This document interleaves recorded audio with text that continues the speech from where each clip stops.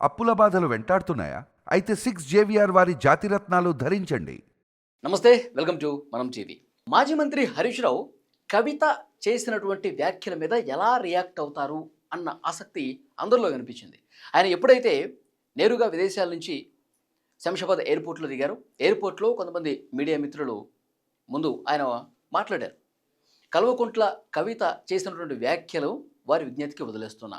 తెలంగాణ ఉద్యమ సమయం నుంచి నన్ను తెలంగాణ ప్రజలు చూస్తూనే ఉన్నారు. నా జీవితం పూర్తిగా ఒక తెరిచిన పుస్తకంగా ఉంది. కవిత ఏవైతే వ్యాఖ్యలు చేశారో, రాజకీయ ప్రత్యర్థులు మొదటి నుంచి కూడా ఏవైతే మాట్లాడుతున్నారో అవే మాట్లాడారు కవిత గారు. అంటే వాళ్ళ చేతుల్లోకి వెళ్ళిపోయి పూర్తిగా వాళ్ళకు ఒక పావుగా మారి మా మీద విమర్శలు చేస్తూ ఉన్నారు. కేసీఆర్ గారి పట్ల ఎంత గౌరవంగా, ఎంత విధేయతగా ఉన్నానో తెలంగాణ ప్రజలకు తెలుసు. నా జీవితం మొత్తం కూడా అంత ఓపెన్ బుక్గా ఉంది. ఇప్పుడు ఎవరో వచ్చి విమర్శలు చేస్తే అది ప్రజలు కూడా యాక్సెప్ట్ చేసే పరిస్థితి లేదు అని కూడా చాలా స్పష్టంగా చెప్పారు. నేరుగా కేసీఆర్ని కలవడానికి ఫామ్ హౌస్కి వెళ్ళారు. ఫామ్ హౌస్లో ప్రస్తుతం మాట్లాడుతూ ఉన్నారు. ముఖ్యంగా అసెంబ్లీలో కాళేశ్వరం ప్రాజెక్టు చర్చ సందర్భంగా ఏం జరిగిందో వివరిస్తూ ఉన్నారు. అలాగే రేవంత్ రెడ్డి ఈ కేసుని సిబిఐకి అప్పగించే నిర్ణయానికి సంబంధించి డిస్కషన్ జరుగుతుంది. అలాగే కవిత వ్యాఖ్యలు, ఆ తర్వాత కవిత మీద పార్టీ తీసుకున్న చర్యలు, వీటన్నిటి మీద డిస్కషన్ జరుగుతుంది. అయితే కవితకి ఒక స్ట్రాంగ్ కౌంటర్ ఇవ్వాల్సినటువంటి అవసరం ఉంది అని పార్టీలో చాలామంది నాయకులు మాట్లాడుతూ ఉన్నారు. అయితే కేసీఆర్ ఇప్పటికిప్పుడైతే మీరు లైట్ తీసుకోండి, కవిత గురించి ఎలాంటి ప్రస్తావన చేయవద్దని కూడా చాలా స్పష్టంగా చెప్పినట్టుగా ఇన్ఫర్మేషన్ వస్తుంది.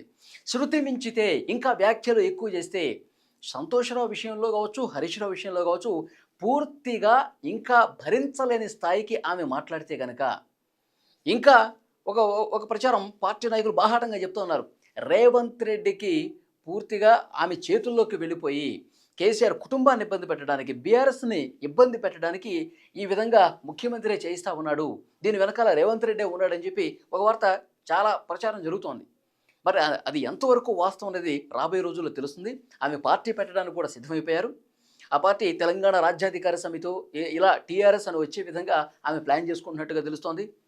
సో ఆమె పార్టీ పెట్టినప్పుడు ఇంకా కొన్ని బలమైనటువంటి విమర్శలు బీఆర్ఎస్ మీద, బీఆర్ఎస్ ప్రస్తుతం వారి కుటుంబ సభ్యుల మీద చేసే అవకాశం ఉందని జరుగుతుంది. అప్పుడు ఇంకా శృతి మించితే అప్పుడు మనం మాట్లాడాల్సింది మాట్లాడదాం, అప్పుడు మనం చేయాల్సింది చేద్దాం.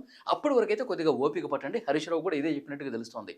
మీరు ఆమె విజ్ఞతకే వదిలేస్తున్నా అని చెప్పి మాట్లాడారు కదా, అదే లైటర్ వే కొనసాగించండి. అవసరమైనప్పుడు నేనే చెప్తాను ఎంత బలంగా మాట్లాడాలి, ఏ విషయాలు మాట్లాడాలని కూడా. అప్పుడు మీరు మీ నిర్ణయం మీరు తీసుకుందరు, కానీ మీ కౌంటర్స్ మీరు ఎదురు. కానీ ఇప్పటికైతే ఆమెను చాలా లైట్ తీసుకోండి, ఆమెను వదిలేసేయండి, ఆమె మానాన ఆమె పాటలు ఏమో పడుతుంది, మనం లైట్ తీసుకుందాం అని చెప్పినట్టుగా ఇన్ఫర్మేషన్ వస్తుంది. సో ఈ వీడియో చూస్తున్న మీరు స్పందించండి. కల్వకుంట్ల కవిత ఎందుకు ఈ స్థాయిలో రివర్స్ అవడానికి కారణం ఏం కనిపిస్తుంది? మొన్నటి వరకు అన్నా చెల్లెళ్ళకి గొడవ జరుగుతుందేమో అనుకున్నారు. కేటీఆర్ మీద ఆమె విమర్శలు చేస్తోంది.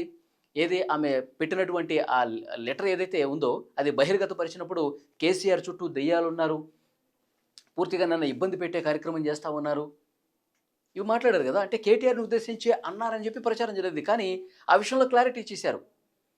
నా అన్న కేటీఆర్నే అక్కడ ఇబ్బందులు పాలవుతూ ఉన్నాడు, మొత్తం చేసేదంతా హరీష్ రావు, సంతోష్ రావే, అవినీతి అనకొండలు వీళ్ళు, కేసీఆర్కి అవినీతి మరకంటించింది వీళ్ళే.